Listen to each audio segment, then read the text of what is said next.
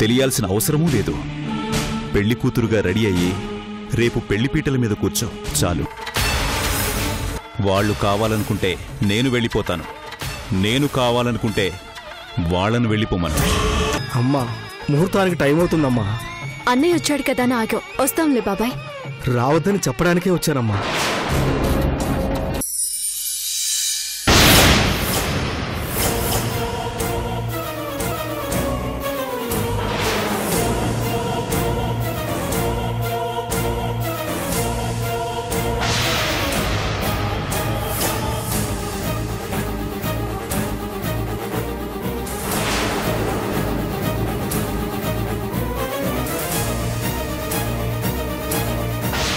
ఎక్కడికి రా? తప్పుకోక్క. ఈ రోజుతో ఆయనన్నా ఉండాలి, లేదా నేనన్నా ఉండాలి. ఎవరి మీదకి రా కత్తి దూస్తున్నావు? అక్కడున్నది ఎవరనుకున్నావురా? అన్నారా? మన అన్న. అన్నా అని నువ్వు నేను అనుకుంటున్నావు. ఆయన అనుకోవాలిగా. అనుకుంటే ఇలా ఎందుకు ఏడిపిస్తాడు? అనే హక్కు ఆయనకుంది. ఆయన కొట్టినా తిట్టినా పడాల్సిన బాధ్యత మనకుంది. ఏంటక్క అంత కర్మ మనకి? అది కర్మ కాదు, రాత. మాట అంటేనే నీకంత రోషంగా ఉంటే మన అమ్మ వల్ల నాన్నని పోగొట్టుకున్న ఆయనకెలా ఉండాలి? అమ్మే చేసిందని నమ్మకం ఏంటి? చేశానని వెళ్ళి జైల్లో కూర్చుందిగా. ఆయన స్థానంలో నువ్వున్నా నేనున్నా అలాగే ప్రవర్తిస్తావు. అసలు అన్నయ్య గురించి ఏం తెలుసురా నీకో? దారిని పోయే ఆడపిల్ల కష్టానికి కూడా కరిగిపోయే అన్నయ్య ఈ చెల్లెలి విషయంలో అలా ఉంటున్నాడు అంటే అది ఏ జన్మలోనో నేను చేసుకున్న పాపం. మరొకసారి అన్నయ్య మీదకి కాలు దువ్వావో తమ్ముడు అని కూడా చూడను. నీకన్నా ముందు అన్నయ్య, తర్వాతే నువ్వు.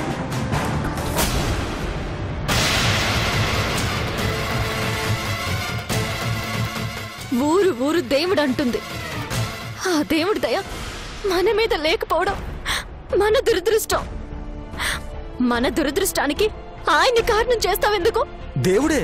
కానీ మనమంటే ఎందుకంత పక్షపాతం? దేవుడికి కూడా కోపం వస్తుంది, కానీ ఆ కోపం కూడా మంచి చేస్తుంది.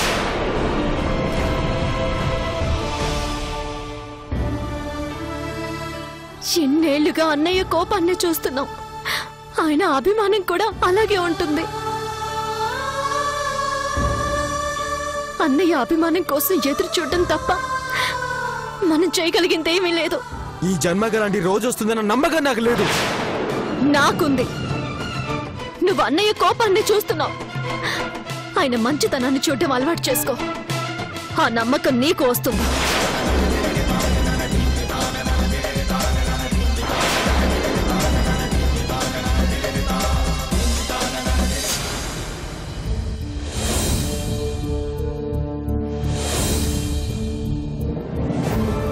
ఆ గొడవలన్నీ నీకొద్దమ్మా అంటే విన్నావా? ఇప్పుడు చూడు, అందరూ నేను నేరస్తురాలు చేసి మాట్లాడుతున్నారు. నువ్వు ఏ తప్పు చేయలేదని నేను చెప్పినా చివరికి సంజయ్ కూడా నా మాట నమ్మటం లేదు.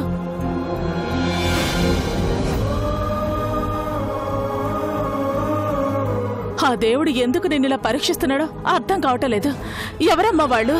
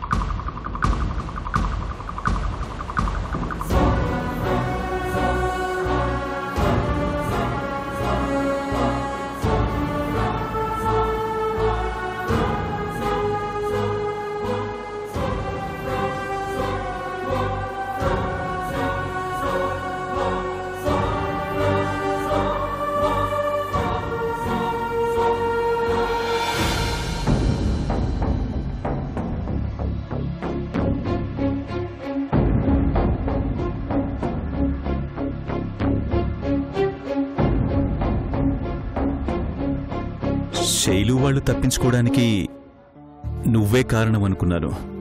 కానీ అందులో నీ తప్పు లేదని నాకు అర్థమైంది. శైలు వచ్చింది, తన పెళ్లి కూడా జరిగిపోయింది.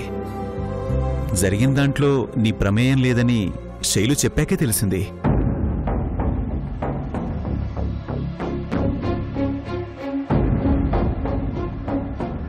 అయినా నిన్నిక్కడ ఆపేవాళ్ళెవరూ లేరు. నువ్వు వెళ్ళిపో. వెళ్ళమంటున్నానుగా, వెళ్ళిపో. తీసుకొచ్చిన రోజు నుంచి నేను చెప్పింది అదే కదా. నాకు తెలియదంటే అసలు ఎవరైనా విన్నారా? తీసుకొచ్చారు, ఇష్టానికి కొట్టారు, తిట్టారు. ఇప్పుడు సింపుల్ గా వచ్చి వెళ్ళిపో అంటున్నారు. పొరపాటు జరిగిందని చెప్తున్నానుగా. పొరపాటు జరిగిందని ఎంత తేలిగ్గా చెప్తున్నారు. మీ పొరపాటు ఖరీదెంతో తెలుసా? మీ పొరపాటు వల్ల నేనెంత నష్టపోయానో తెలుసా? నా మీద నిందను పోగొట్టుకోవడానికి వెళ్తున్న నన్ను గుడి ముందు నుంచి తీసుకొచ్చారు. వస్తారని వెళ్ళకపోయేసరికి ఈ రోజు అక్కడ అందరి దృష్టిలో నేను చేయని నేరానికి నేరస్తురాలయ్యాను. సింపుల్ గా వెళ్ళిపో అంటున్నారు. ఎక్కడికి వెళ్ళాలి? నా అనుకున్న వాళ్ళ మధ్య నాకు నీడ లేకుండా చేశారు. ఈ రోజు నేను అక్కడికి వెళ్తే నా పరిస్థితి ఏంటో నాకే అర్థం కావడం లేదు.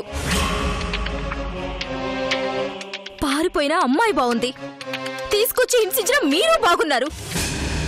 మధ్యలో నాకేంటి ఈ బాధ? నా నష్టాన్ని తీర్చేదెవరు? నేను పోగొట్టుకున్న నా నమ్మకాన్ని నిలబెట్టేదెవరు?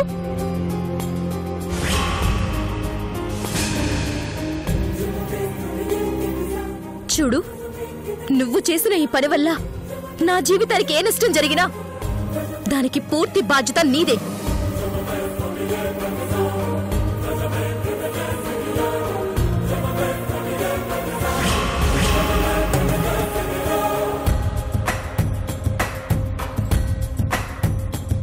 అలా అని మిమ్మల్ని ఊరికే వదిలేసి వెళ్ళిపోతున్నాననుకోవద్దు.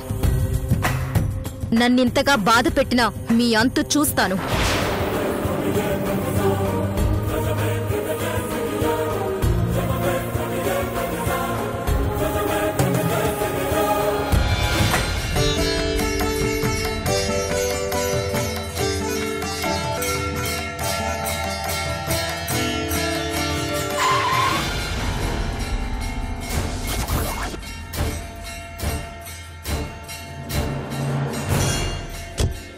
ఏదేమైనా ఈ మధ్య నీకు మరీ బత్తెక్కువైపోయింది మనక్కాయ్. ఎందుకలా అనిపించింది? లేకపోతే గుళ్ళు గోపురాలండి. మీ అక్క ఏం చేసినా దానికి ఒక అర్థం ఉంటుందిరా. ఓ, ఈ గుడికి రావడానికి గల కారణం ఏంటో? వచ్చాంగా, వచ్చిందెందుకో నీకే అర్థం అవుతుంది. పద. నువ్వు నాకు అర్థం కావు, అందుకే బావగా ఆసి వెళ్ళిపోయాడు. ఏంటి? ముందు నువ్వు ఎడక్కాయ్, లేడీస్ ఫస్ట్. అమ్మా మీరా, రండి రండి. స్వామివారికి అర్చన చేయించమంటారా, అభిషేకం చేయించమంటారా? కాదండి, హోమం జరిపించాలి. హోమం అంటే దేనికి సంబంధించమ్మా?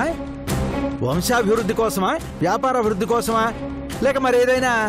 మాకన్నింట్లో అభివృద్ధి బాగానే ఉంది. మరి హోమం దేని గురించమ్మా?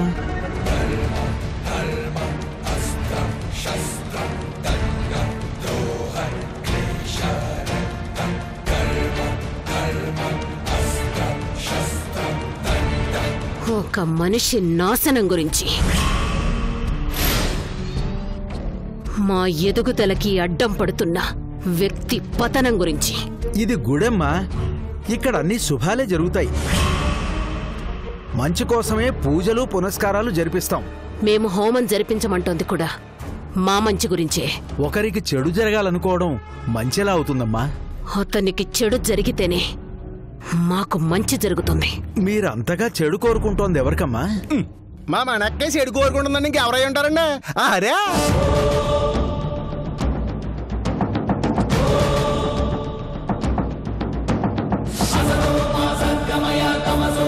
పాయసంలో జీడిపప్పు కామనం, మా మనక్కయ్యకి అరి మీద పగా కామనే.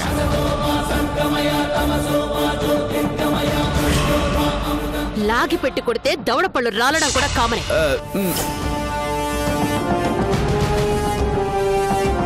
నేను మాట్లాడుతున్నాను కదా. మాట్లాడి చెప్పండి పూజారి గారు, ఆ హరి పతనానికి ఏ హోమం జరిపించమంటారో చెప్పండి. దానికి ఎంత ఖర్చైనా పర్వాలేదు. ఎవరి పతనానికి ఏం చేయమని అడుగుతున్నారమ్మా? హరిగారు ఈ ఊరి దేవుడు. ఆయన కోసం అర్చనలు జరుగుతాయి కానీ అశుభ కార్యాలు జరగవు. జరగాలి పూజారి గారు. శాస్త్రంలో ఎదుగుదలకే కాదు, పతనానికి కూడా పూజా విధానాలుంటాయి. మా కోసం బయటకు తీయండి పూజారి గారు. అమ్మా, తమరు కోరుకుంటోంది హరిగారి పతనం గురించి. ఆయన పతనం కోసం హోమం చెయ్యాల్సిన రోజే వస్తే ఆ కట్టెల్లో కట్టెనై కాలిపోతానే కాని హోమం మాత్రం జరిపించను. ఈ మాట నా ముందు అంటే అన్నారు కానీ ఊరి జనం ముందు అనకండి. మీ శవాలతో శాంతి హోమం జరిపిస్తారు.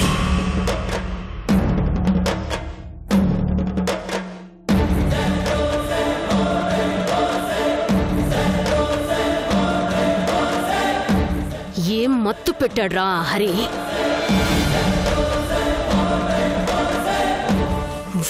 ఊరంతా దేవుడంటోంది. ఊరు మొత్తం వాడికి దాసోహం అంటోంది. అది తెలుసుంటే ఆ అచ్చిల్లో మనకే చెద్దురు కదా. మనక్కయ్య ఆ హరి జీవితంలో చెడు మొదలైందమ్మా. ఒక ఆడదాని వల్ల అతని పతనం మొదలైంది.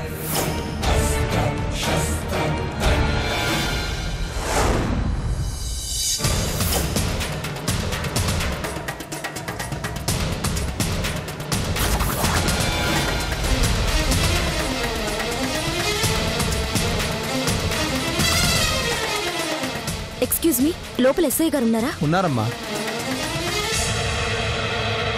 కానిస్టేబుల్, ఆ ప్యాకెట్ బ్యాచ్ ఉంది కదా, వాళ్ళని మధ్యాహ్నం కోర్టులో ప్రొడ్యూస్ చేయాలి. రైటర్తో చెప్పు ఆ ఫైల్ కూడా రెడీ చేయమని. వెళ్ళు.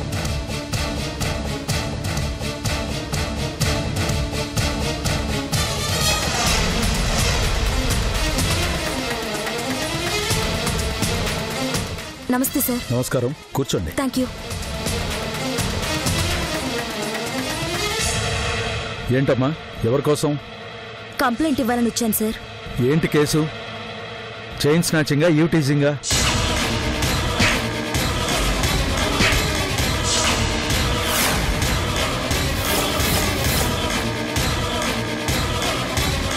ఏంటమ్మా, ఏమైనా కంప్లైంటా? ఏదైనా కంప్లైంట్ ఇవ్వాలనుకుంటే అక్కడ మా రైటర్ గారు ఉంటారు, వారికి రాసిచ్చి వెళ్ళండి. కంప్లైంట్ నేను రాసిస్తాను సార్, బట్ మీరు ఇమీడియట్ గా యాక్షన్ తీసుకోవాలి. కేసేంటో తెలియకుండా యాక్షన్ ఏం తీసుకోమంటావమ్మా? అసలేం జరిగింది? ఎవరి మీద కంప్లైంట్ ఇవ్వాలని వచ్చావు? నా పేరు శిరీష. నన్ను కొంతమంది కిడ్నాప్ చేసి తీసుకొచ్చి చిత్రహింసలు పెట్టారు సార్. కిడ్నాపా? అవును సార్. నేనెవరికో హెల్ప్ చేస్తే వాళ్ళని నేనే దాచిపెట్టానని నన్ను తీసుకొచ్చి నానా బాధలు పెట్టారు. సింపుల్ గా ఈరోజు పొరపాటు జరిగిందంటూ వదిలేశారు. కానీ వాళ్ళు నన్ను బంధించడం వల్ల నేనేం నష్టపోయానో నాకు తెలుసు. నన్ను కిడ్నాప్ చేసి ఎటుపోవాలో దిక్కుతోచిన పరిస్థితిలో పెట్టిన వాళ్ళని ఊరికే వదిలిపెట్టద్దు. ఎవరమ్మా వాళ్ళు? చెప్పు. లోపలేసి నీ ఎదురుగానే ఒక్కొక్కటి తాట తీస్తాను. వాళ్ళెవరో నాకు తెలీదు. ఎవరో ఏంటో తెలియకపోతే ఎలాగమ్మా? ఎవరిని అరెస్ట్ చేస్తాం? మనుషుల్ని గుర్తుపట్టగలను. గుర్తుపడతావు సరే, వాళ్ళు ఎక్కడుంటారో తెలియాలి కదా. నిన్ను కిడ్నాప్ చేసి ఎక్కడుంచారు? కరెక్ట్ గా ఆ ప్లేస్ ఎక్కడని నాకు తెలియదు, కానీ ఆ ఊరు తెలుసు. ఏ ఊరు? పర్వతాపురం. ఏ ఊరు అన్నావమ్మా? పర్వతాపురం. ఊరు పేరు పొరపాటు పడ్డట్టున్నావు, సరిగ్గా గుర్తు చేసుకో. లేదండి, పర్వతాపురమే. ఆ ఊళ్ళో మనుషులు నిన్ను కిడ్నాప్ చేశారా? ఆ ఊరు గురించి తెలిసే మాట్లాడుతున్నావా? ఊరు గురించి నాకెందుకండి? ఆ ఊర్లో మనుషులు నన్ను కిడ్నాప్ చేశారంటుంటే నువ్వు కంప్లైంట్ ఇవ్వగానే వచ్చేయటానికి అది ఎవరి ఊరు అనుకుంటున్నావు? పర్వతనేని హరికృష్ణ గారి ఊరు. హరికృష్ణ గారి ఊరికి ఈ రోజు వరకు పోలీసులు వెళ్ళిందే లేదు. అసలు ఆ ఊరు ఉంది అనే విషయం మేం మర్చిపోయాం. అక్కడ తప్పు జరగదు. జరిగినా హరికృష్ణ గారు శిక్షించకుండా వదలరు. ఆయన ఆ ఊరి దేవుడు. ఆయన ముందుకి మేం రాలేము. ఒకవేళ వచ్చినా పొలిమేరలో అడుగుపెట్టనేవారు గ్రామస్తులు. అక్కడ ఆయన మాట వేదం, ఆయన చెప్పిందే శాసనం. ఆయన గొప్పవారు కావచ్చు, ఆ ఊరు గొప్పది కావచ్చు, కానీ నన్ను హింసించిన వాళ్ళు ఆ ఊర్లోనే ఉన్నారు. నేను చూపిస్తానంటున్నాను కదా. నీకోసం ఆ ఊర్లో అడుగు పెడితే జనం మమ్మల్ని బతకనివ్వరు. అంటే ఆయన కోసం ఆ ఊర్లో ఎవరు ఏ తప్పు చేసినా పట్టించుకోరా? ఆ ఊర్లో తప్పనేది జరగదమ్మా. జరిగింది, అందుకు నేనే సాక్ష్యం. చెప్పేది అర్థం చేసుకోమ్మా. ఆయన ముందు నిలబడే ధైర్యం ఈ చుట్టుపక్కల ఎవరికీ లేదు. నాకుంది. తన ఊరి వాళ్ళు తప్పు చేసినా వదిలేయమని చెప్తాడో, లేక చేసిన తప్పుకి శిక్ష వేస్తాడో నేను చూస్తాను. ఆయనతో నేను మాట్లాడతాను. హరికృష్ణ గారి గురించి తెలియక మాట్లాడుతున్నారు. ఆ ఊరికి మేం రాలేం. కామ్గా ఇంటికి వెళ్ళిపో. ఒక ఆడపిల్ల నాకిలా కష్టం కలిగిందని చెప్పినా పట్టించుకోరా? సరే, మీరు కాకపోతే మీ పై వాళ్ళ దగ్గరికి వెళ్తాను. అందర్నీ పిలిచి ప్రెస్ మీట్ పెడతాను. చెప్పండి, నన్నలా వెళ్ళమంటారా? మీరొస్తారా? సరే, నీకు కూడా ఆయన ఏంటో అర్థం కావాలిగా. చూడమ్మా, నేను వస్తాను అంటుంది ప్రెస్ మీట్ల పేరుతో నీలాంటి వాళ్ల వలన ఆయనకి చెడ్డ పేరు రాకూడదని. నీకోసం మాత్రం కాదు. వెళ్దాం పద.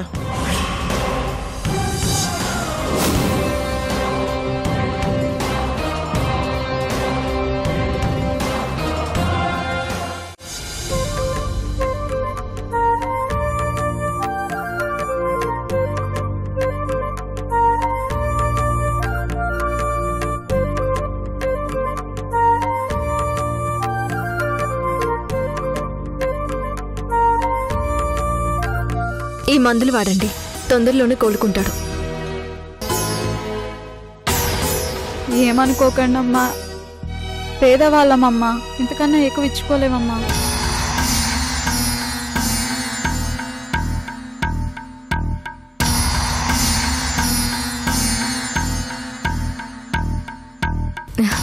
వద్దమ్మా.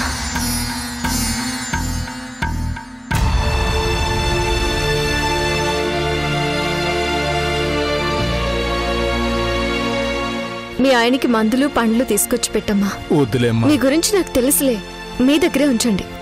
తీసుకోమ్మా. అమ్మా తీసుకో. మీరు సల్లంగా ఉండాలమ్మా. అయ్యో లేవండి, మీరు పెద్దవారండి, అలా చేయకూడదు. జాగ్రత్త. సరేనమ్మా.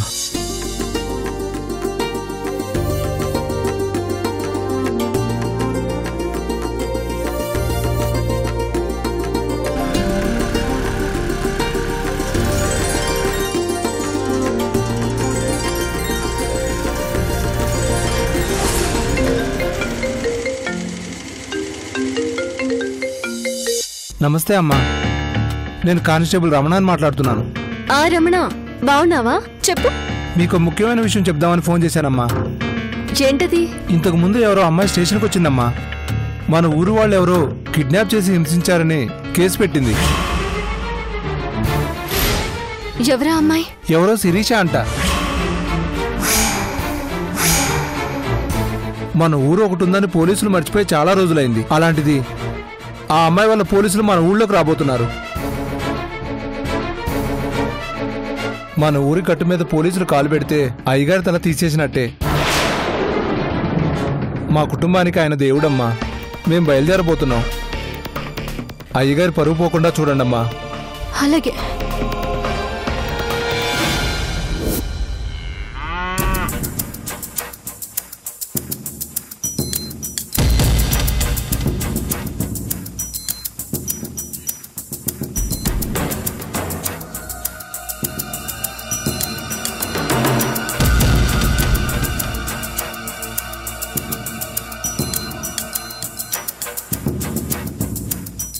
పాలు ఎక్కువ ఇవ్వమంటే ఇయ్యరు. మీరు ఇవ్వటం లేదని ఊరుకుంటే నాకు గిట్టుబాటు కాదు. మీరు ఇవ్వకపోయినా నాకు ఎలా తీసుకోవాలో తెలుసు.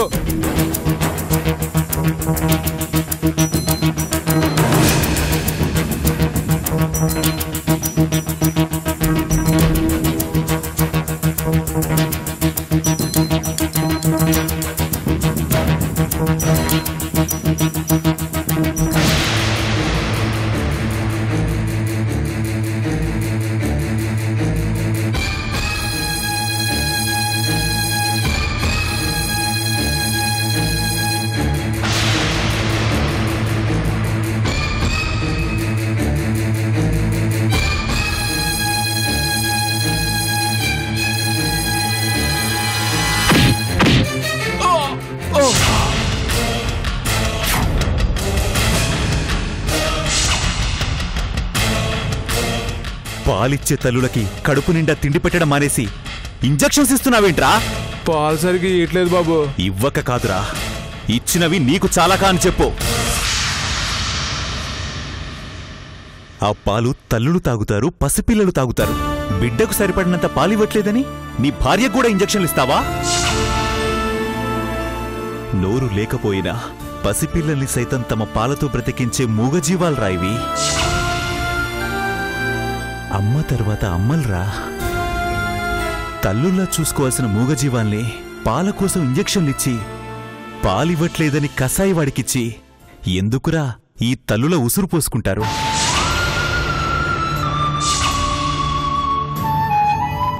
మీరిచ్చే ఇంజెక్షన్ల వలన మీకొచ్చే లాభాన్నే చూస్తున్నారు.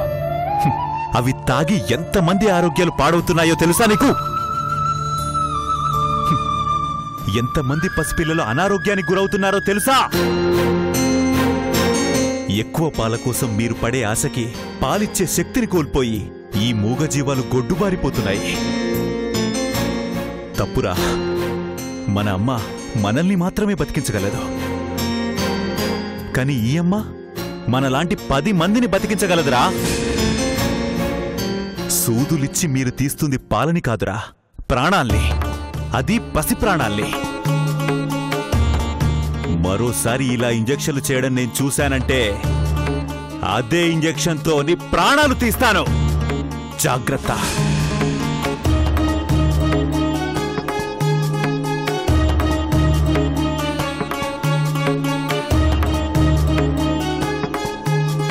అన్నా అన్నా